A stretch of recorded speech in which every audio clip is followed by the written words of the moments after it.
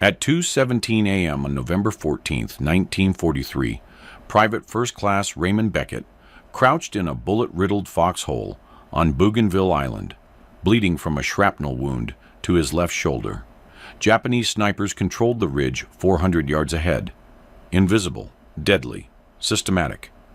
In the previous 72 hours, they'd killed 11 Marines from his company.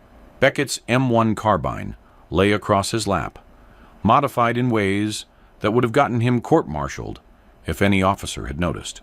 The barrel was 3 inches shorter than regulation. The stock had been reshaped with a rasp and sandpaper.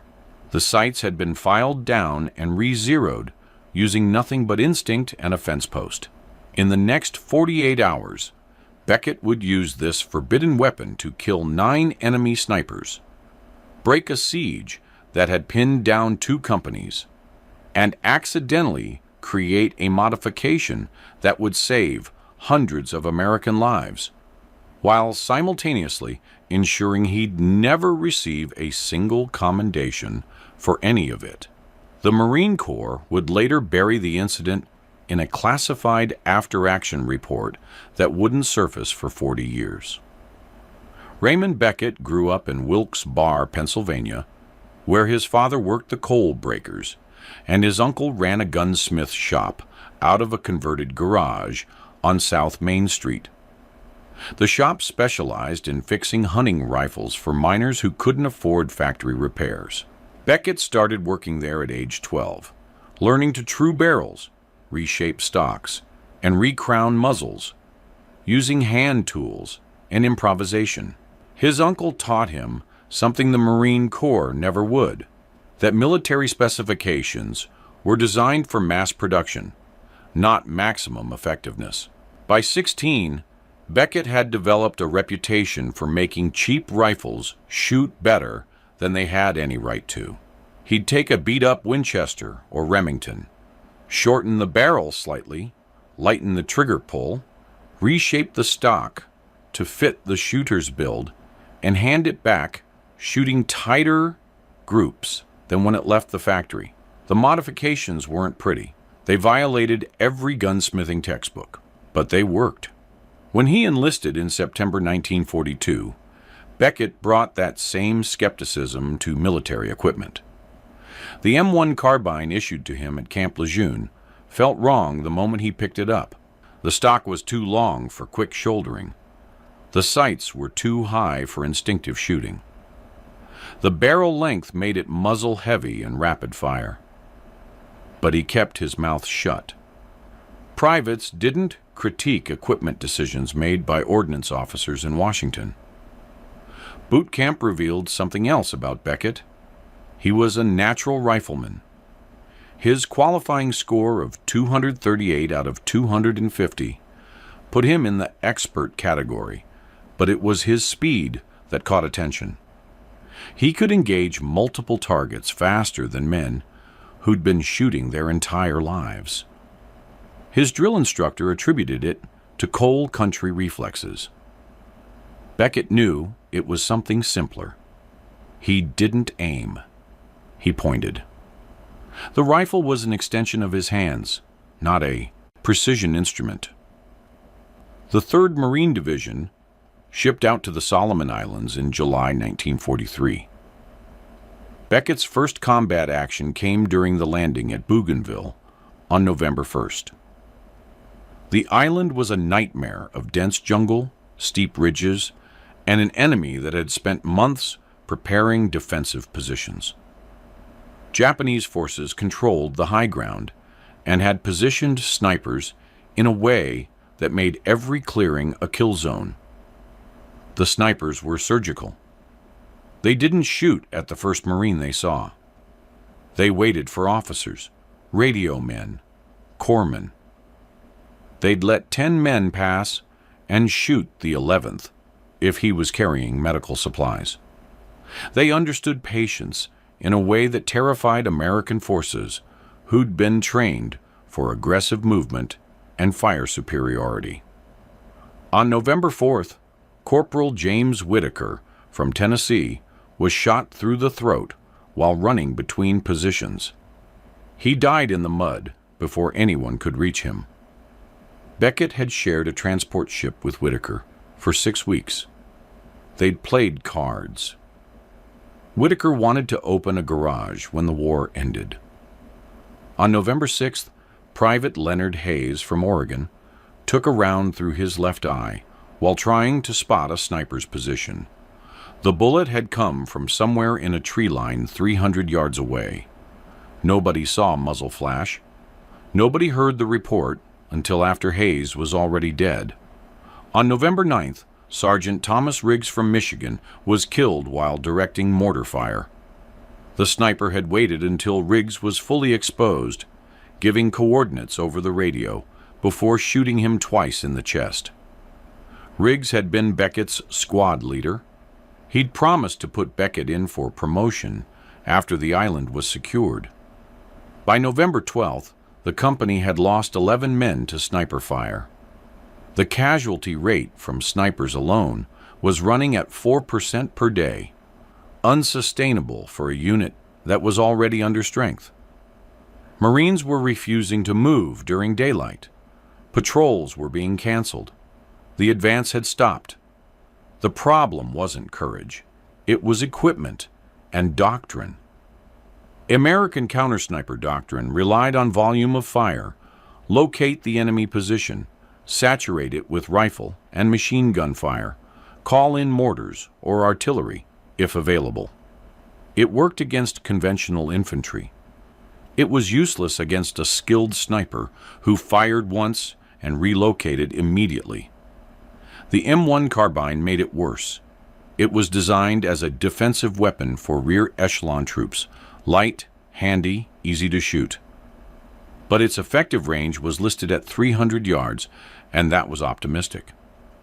Beyond 200 yards, the .30 carbine cartridge lost velocity rapidly. The trajectory became unpredictable. Wind drift increased. A sniper at 400 yards might as well have been on another island. Beckett watched Marines die from positions he could see, but couldn't effectively engage.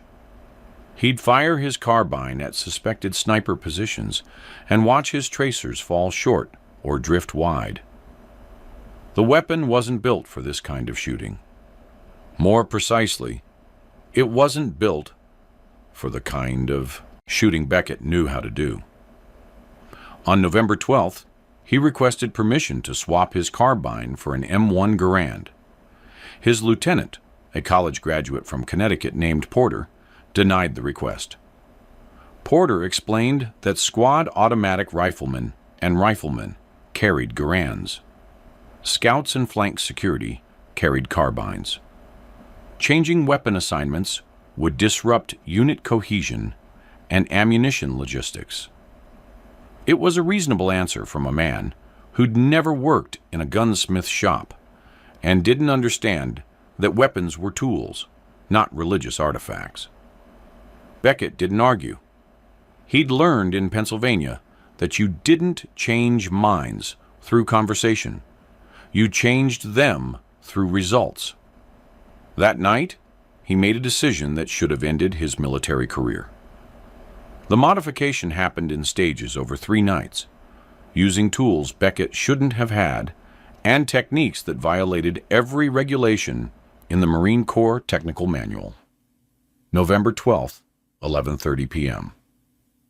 The company was dug in along a muddy ridge line, rotation schedule putting Beckett off watch until 200. He'd spent the day observing how Japanese snipers worked, noting their ranges, their patience, their tendency to shoot from positions 350 to 450 yards out, far enough to be outside effective carbine range, but close enough to guarantee hits with their Arisaka rifles. He needed more range. Not M1 Garand range, which would require a complete cartridge change. Just enough extra velocity to flatten his trajectory and reduce wind drift at 400 yards. That meant reducing barrel length to decrease weight and slightly increasing muzzle velocity through optimal barrel timing. It was counterintuitive. Shortening a barrel usually decreased velocity, but Beckett had learned in his uncle's shop that there was an optimal length for every cartridge. The M1 Carbine's 18-inch barrel was designed for reliability and manufacturing ease, not ballistic performance. He needed tools. He found them in the company's armorer kit. A sergeant named Polanski, who'd been an auto mechanic in civilian life, and who kept a small selection of files, a hacksaw, and gun oil in a canvas bag. Polanski was on watch. Beckett borrowed the tools without asking. He worked by moonlight in a shallow fighting hole 50 yards from the command post. He removed the carbine's barrel and measured 3 inches back from the muzzle. The saw blade was dull. Cutting through the steel took 18 minutes and left his right forearm cramping. The sound of metal on metal seemed impossibly loud in the jungle darkness, but nobody came to investigate. The cut left a ragged crown that would destroy accuracy. Beckett used a triangular file to square the crown, working by feel more than sight, rotating the barrel after every 3 strokes to maintain symmetry. His uncle had taught him that crowning was 90% patience and 10% instinct. The file slipped twice, cutting his thumb and left index finger. He wrapped both cuts in a strip of undershirt and continued working. By 1:45 a.m., the crown was finished. Not perfect. There were small burrs he couldn't remove without better tools, but functional. He reassembled the weapon, returned Polanski's tools, and was back in his fighting hole by 0200 when his watch shift started. The carbine now had a 15-inch barrel, 3 inches shorter than regulation, and completely illegal under Marine Corps standards. If an officer inspected it, Beckett would face court-martial for destruction of government property. November 13th, 10:30 p.m. The shortened barrel gave him velocity, but the weapon still didn't feel right. The stock was too long. In the jungle, speed mattered more than precision. Beckett needed to be able to bring the weapon up and fire in under 2 seconds, what his uncle called snap shooting. The standard stock required a full shoulder mount that took 3 seconds and required clearing vegetation. He borrowed Polanski's tools again. This time, he removed the wooden stock and used a rasp to remove an inch of length from the butt, then rounded the edges to eliminate the sharp military corners. The reshaping took 3 hours. Wood shavings accumulated around his boots. He buried them in the mud when he was finished. The new stock was ugly, rough, unfinished, clearly modified. But when Beckett shouldered the weapon, it came up naturally, the way his uncle's custom rifles had.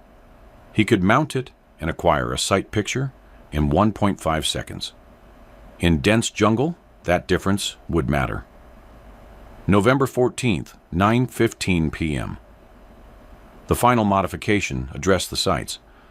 The carbine's front sight was designed for shooting at center mass targets at 100 yards. Beckett needed to shoot at partially concealed targets at 400 yards. The standard sight picture was useless.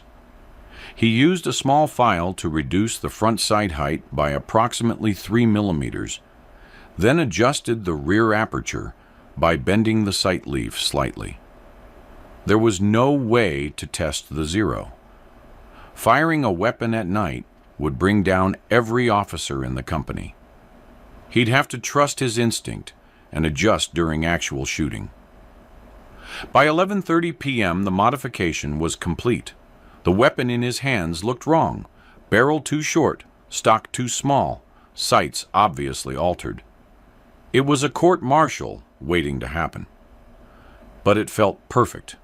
Light, fast, balanced for instinctive shooting. Beckett hadn't asked permission, hadn't submitted a modification request through proper channels, hadn't consulted with armorers or ordnance officers. He'd identified a problem, determined a solution, and acted. In Pennsylvania, that approach had earned him a reputation as a craftsman. In the Marine Corps, it would earn him time in the brig. He wrapped the modified carbine in a poncho and placed it carefully in his fighting hole. Then he settled in to wait for morning and whatever consequences would follow. His shoulder wound was still seeping blood through the bandage. He changed the dressing, said nothing to the corpsman, and tried to sleep. November 15th, 6:20 a.m. The Japanese attack came at dawn, not with a banzai charge, but with something worse: systematic sniper fire coordinated to pin down 2 companies and prevent any movement toward the Japanese defensive line on the ridge. Beckett's platoon was dug in along a muddy trail that ran parallel to the ridge. The terrain offered no concealment. Any Marine who moved became visible to snipers positioned in the tree line 400 yards upslope. The first shot came at 6:23 a.m., killing a radio man who'd stood to adjust his antenna. The second shot came 4 minutes later, hitting a lieutenant who'd tried to move between fighting holes.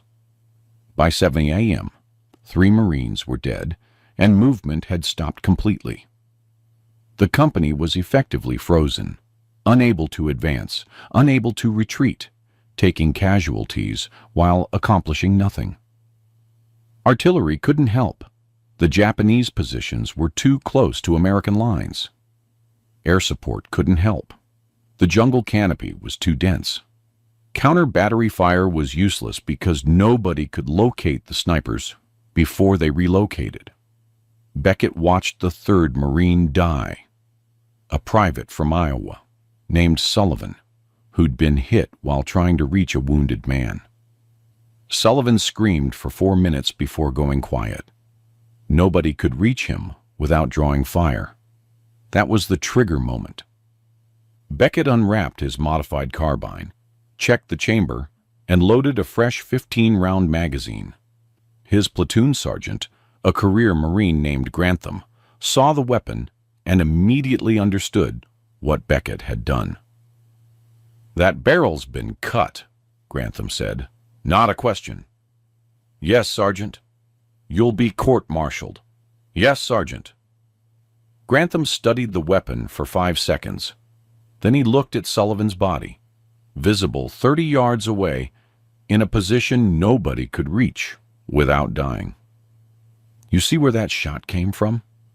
"Yes, Sergeant." 400 yards, 11 o'clock. Triple trunk tree." "You can hit that with a carbine?" "Don't know, Sergeant. But I can't hit it with a regulation weapon." Grantham nodded once. "Then you better make it count. Because if you miss, I'm putting you in the brig myself." Beckett moved to the edge of his fighting hole, where he had a narrow angle toward the ridge. The tree line was a solid wall of green with no obvious target. But Beckett had watched the Japanese snipers work for 2 weeks. He understood their patterns. They shot from positions that offered concealment and multiple exit routes. They preferred locations 10 to 15 feet above ground level, where they could see over lower vegetation. And they didn't move immediately after shooting. They waited 3 to 5 minutes, watching to see if Americans would return fire at the wrong location. Sullivan had been shot 6 minutes ago. The sniper was still there.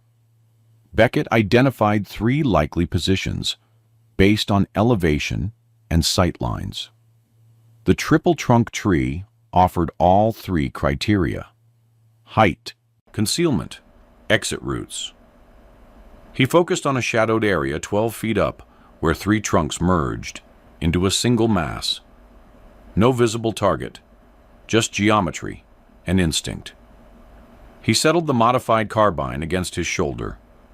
The shortened stock felt natural. He acquired the sight picture, front sight post just below where he estimated the target to be, compensating for the trajectory drop he'd calculated mentally. 400 yards. Wind from the left, maybe 5 miles per hour. The .30 carbine cartridge would drift 8 to 10 inches at that range. He held left edge of the shadow, exhaled halfway, squeezed.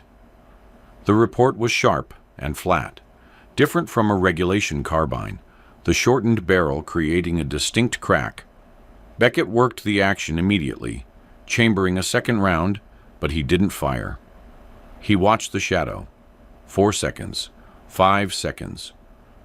Then something fell from the tree, dark, tumbling, too heavy to be a branch. It hit the ground with an impact audible even at 400 yards. The shape didn't move. Grantham had binoculars. He glassed the target for 10 seconds. "That's a confirmed kill, Beckett. He's wearing a harness. Looks like he was tied to the trunk." Word spread through the platoon in under a minute. Beckett had just killed a sniper at a range that wasn't supposed to be possible with an M1 carbine. More importantly, he'd killed a sniper that nobody else could locate or engage.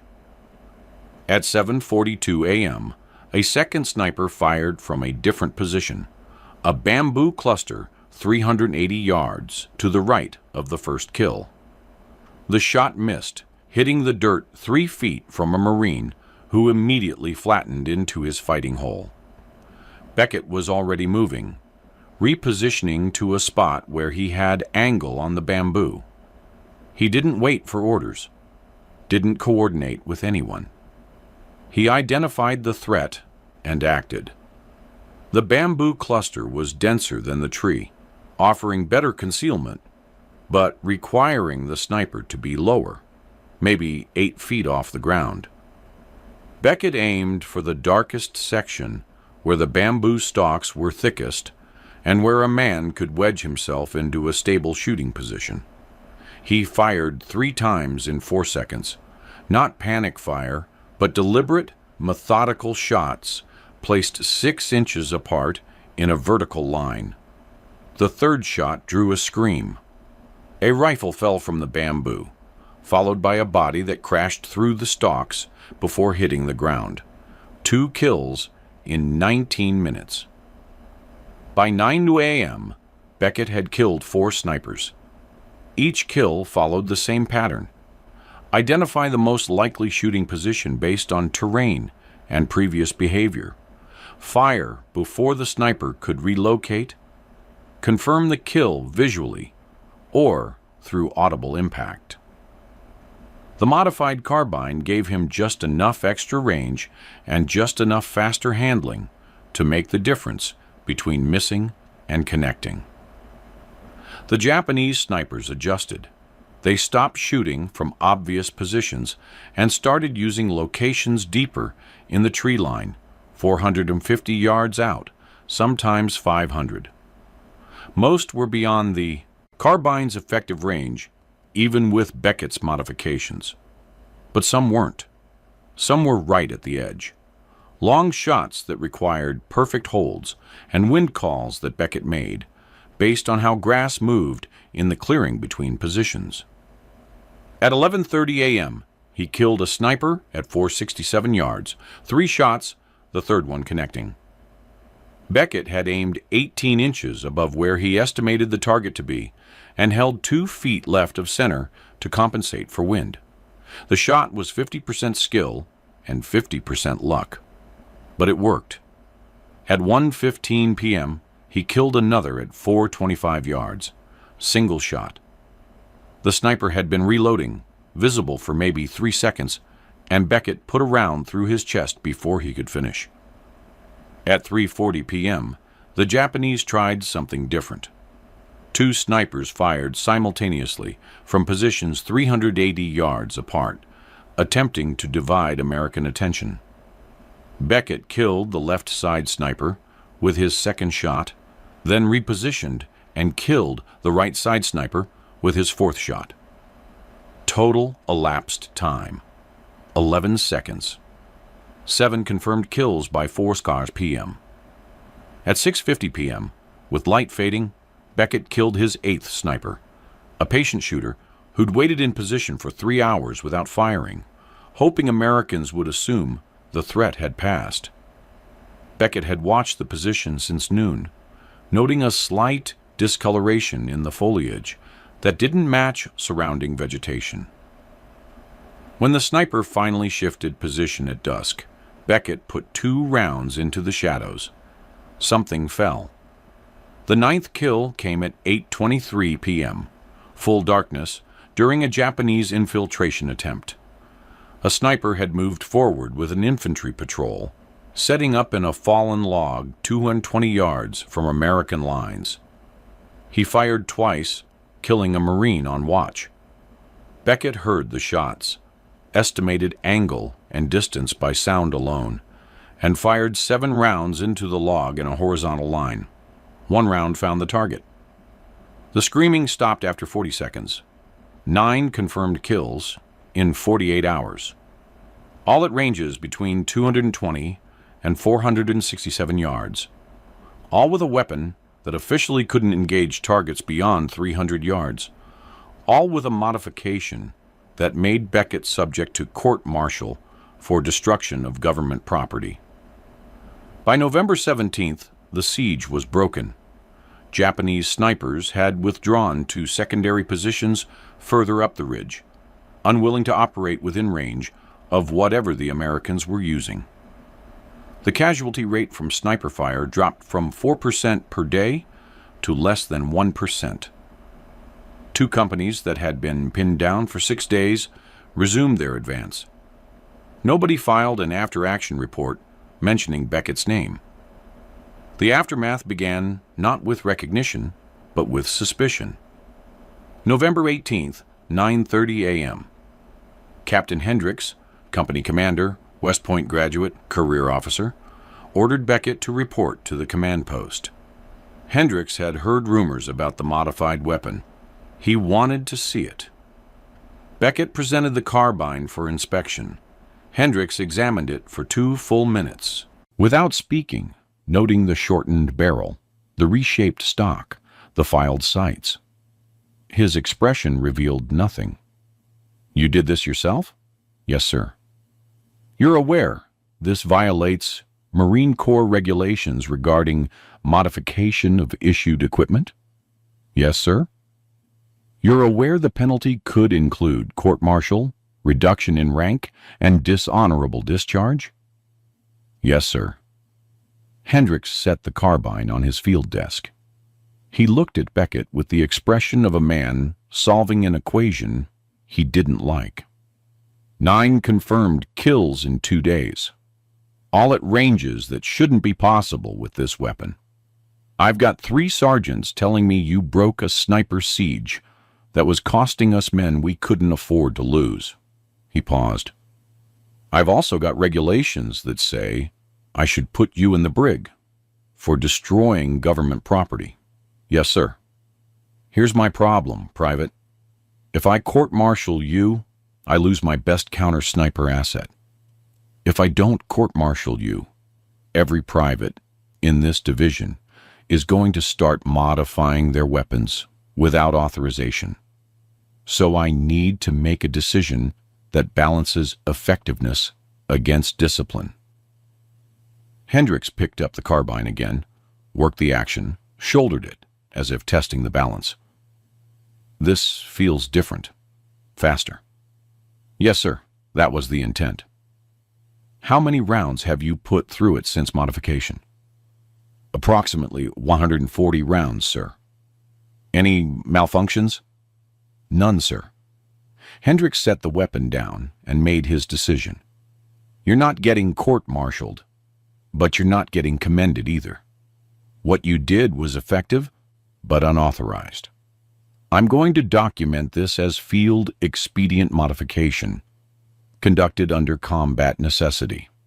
That keeps you out of the brig, and keeps me from setting a precedent that every Marine can modify their weapon however they want.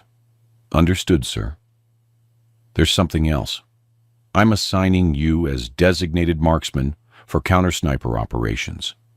You'll continue using that weapon until either it fails or someone higher up orders me to confiscate it. You'll train 2 other Marines in counter-sniper tactics using standard weapons, and you will not discuss the modifications with anyone outside your immediate chain of command. Is that clear? Yes, sir. Dismissed. Beckett saluted and left. The expected punishment hadn't come, but neither had recognition. He'd killed 9 enemy snipers, broken a siege, saved American lives, and received an assignment that essentially made him a target for every Japanese sniper on the island.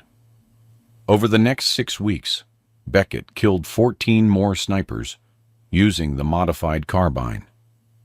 He trained 4 Marines in counter-sniper tactics, though none of them could replicate his success with standard weapons.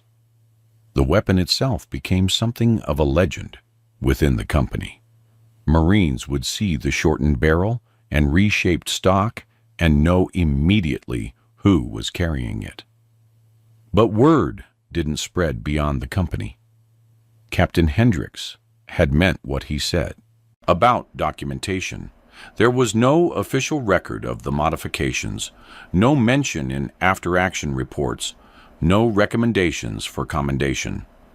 Beckett remained a private first class with an unauthorized weapon that technically didn't exist in any supply document. The silence extended to the Japanese. Intelligence intercepts from December 1943 noted increased enemy caution in sectors where the 3rd Marine Division was operating, but there was no indication Japanese forces understood what had changed. They knew Americans were killing snipers at unexpected ranges. They didn't know how. By January 1944, Beckett's modified carbine had become such a fixture that new replacements assumed it was a special issue weapon. They'd ask where they could get one. The answer was always the same. You couldn't. On February 8, 1944, Beckett was wounded during a Japanese counterattack. Shrapnel from a grenade that caught him in the right leg and lower back. He was evacuated to a field hospital, then to a rear area facility in New Caledonia. The modified carbine remained with the company, carried briefly by another Marine before being confiscated by a supply officer who recognized it as unauthorized. The weapon disappeared into a logistics depot. No documentation explained where it went or what happened to it. Beckett spent 11 weeks recovering. When he returned to his unit in late April, the weapon was gone. He was issued a standard M1 carbine, regulation barrel, regulation stock, regulation sights. He asked Captain Hendricks what had happened to his modified weapon.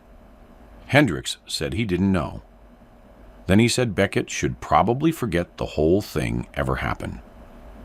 The court-martial threat resurfaced in May 1944. Not from his own command, but from a visiting inspector general conducting equipment audits. Someone had documented the existence of a modified M1 carbine. No serial number, no assigned Marine, just a note that such a weapon had been observed in field use. The IG wanted answers. Captain Hendricks provided a carefully worded explanation.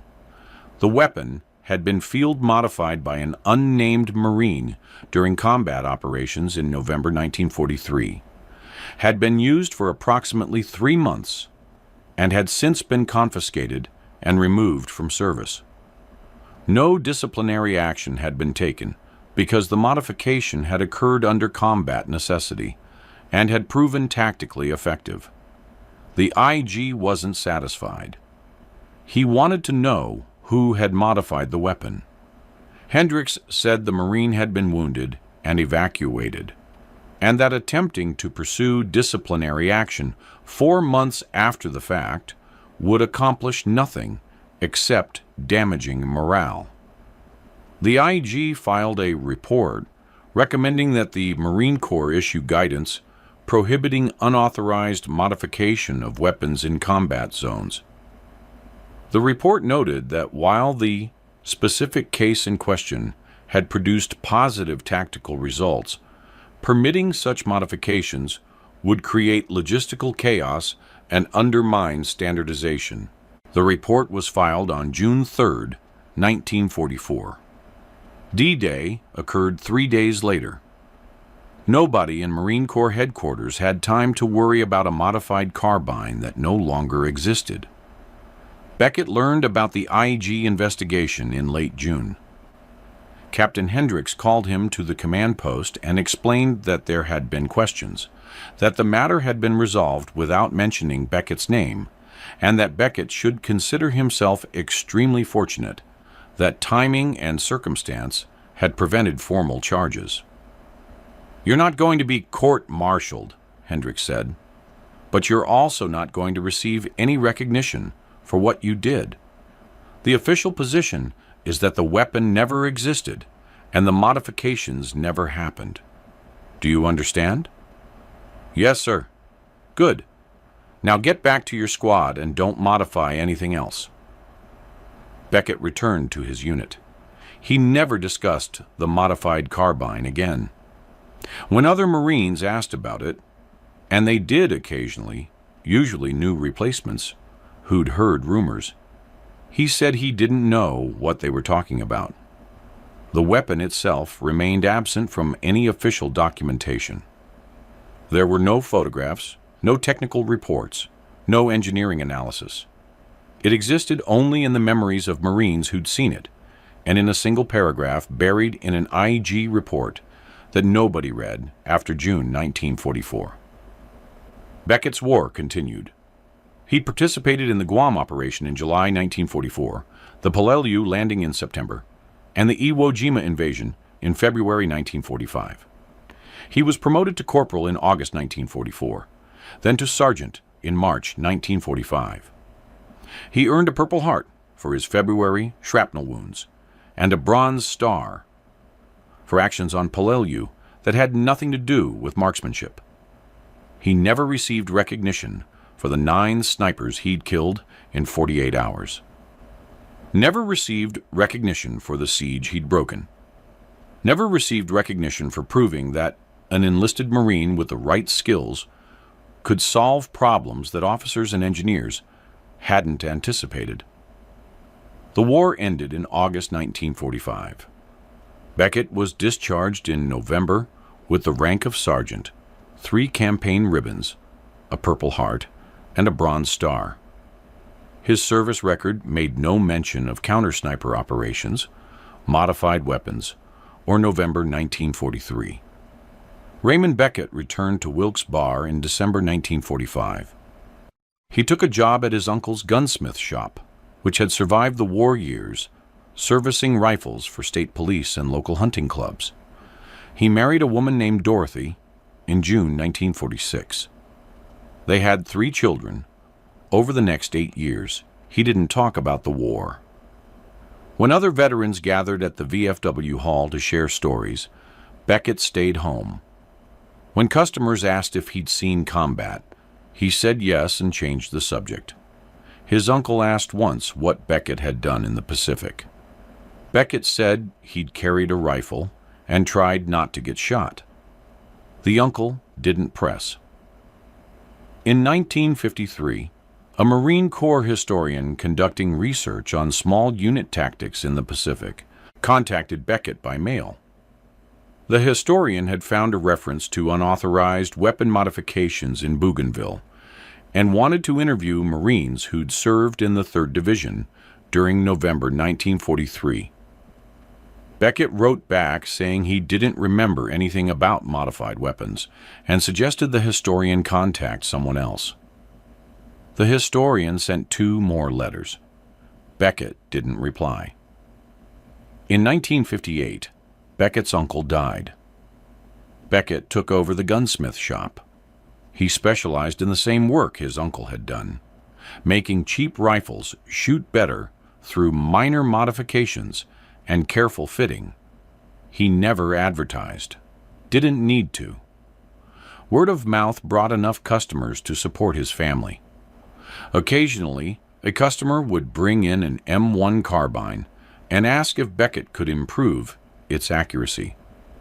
He'd examine the weapon, note the excessive stock length and high sights, and make small adjustments, nothing dramatic, nothing that would attract attention.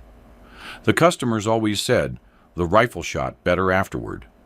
Beckett never explained why. In 1967, a journalist researching stories about unrecognized war heroes contacted Beckett after finding his name in declassified Marine Corps documents. The journalist wanted to write an article about the sniper kills in November 1943. Beckett refused to be interviewed.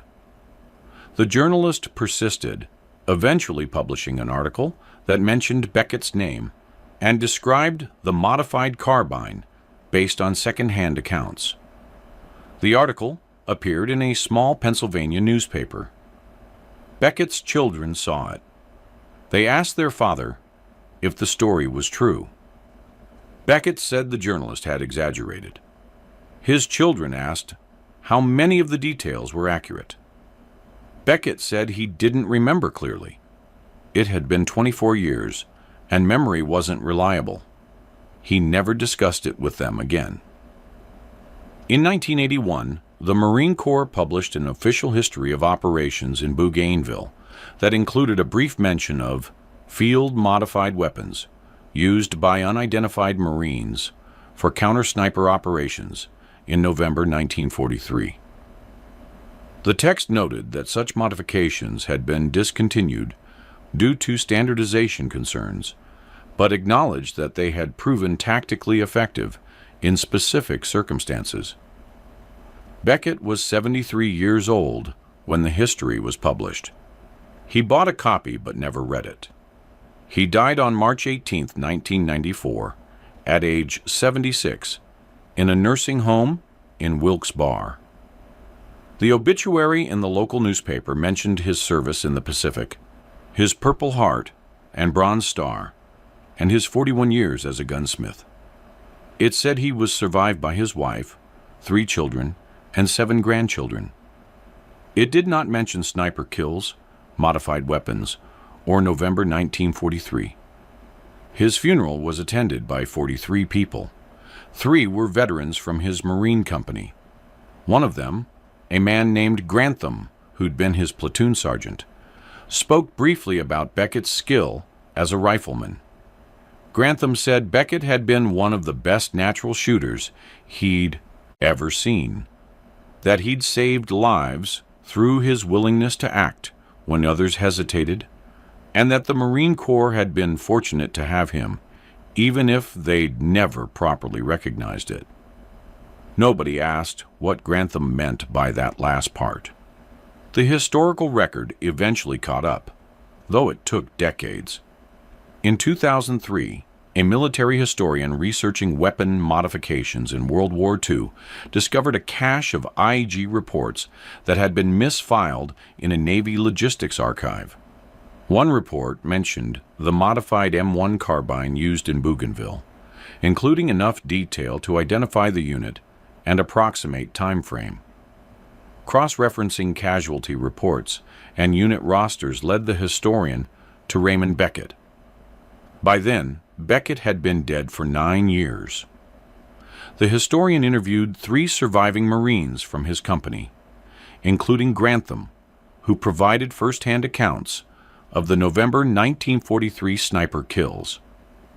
The historian also located Captain Hendricks's after-action reports, which didn't mention the modified weapon, but did note exceptional counter-sniper effectiveness by designated marksmen during the relevant period.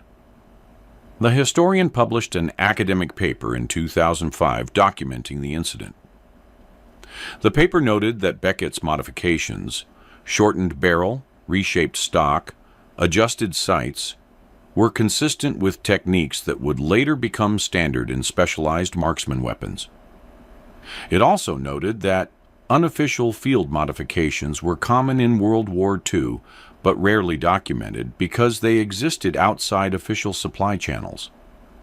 Conservative estimates credited Beckett's work with reducing sniper-related casualties in his company by approximately 60% during November and December 1943.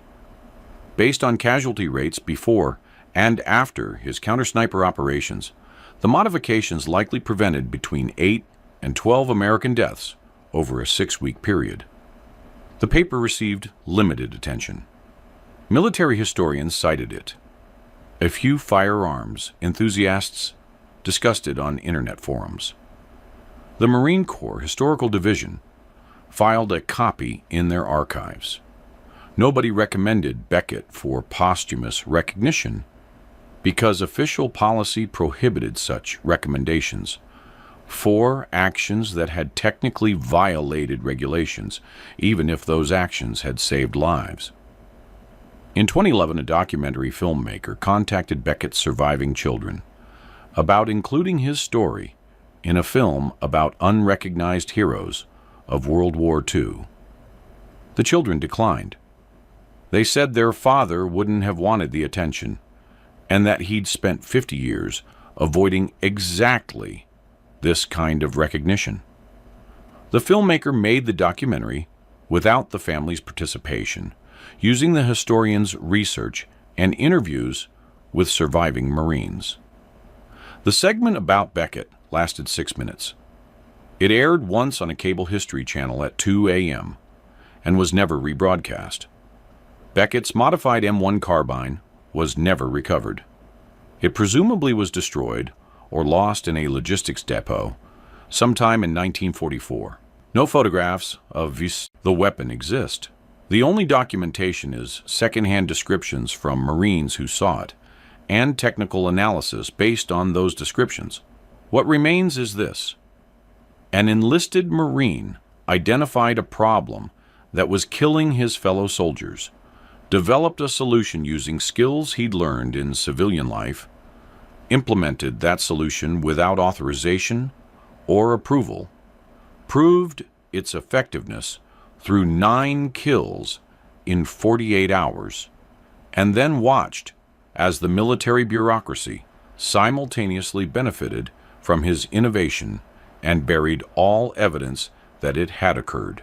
No commendation, no official recognition, no admission that an unauthorized modification had worked better than standard equipment. Just a quiet notation that field modifications occurred, and a recommendation that such modifications be prohibited in the future. That's how innovation actually happens in war. Not through research committees or engineering studies or controlled testing. Through sergeants and privates who see a problem, understand a solution, and act, knowing they might be punished, but unable to watch more men die while waiting for official approval. Through men like Raymond Beckett, who spent 48 hours killing enemy snipers with a weapon he'd modified in violation of regulations, then spent the rest of his life refusing to discuss it, because he understood that effective soldiers don't need recognition. They need results. And through the uncomfortable truth that military organizations benefit from innovation, while simultaneously punishing the innovators, creating a system where the men who save lives are the same men who get threatened with court-martial for the methods they use to save those lives. Beckett knew that truth in November 1943 when he shortened his carbine's barrel. He knew it in February 1944 when the weapon was confiscated. He knew it in 1967 when he refused to be interviewed about it. And he knew it when he died in 1994, taking with him the specific details of how he'd modified a weapon that shouldn't have worked but did. Because sometimes the distance between regulation and effectiveness is measured in 3 inches of barrel, and the willingness to risk everything for a solution that nobody authorized but everybody needed. If you found this story compelling, please like this video, Subscribe to stay connected with these untold histories. Leave a comment telling us where you're watching from. Thank you for keeping these stories alive.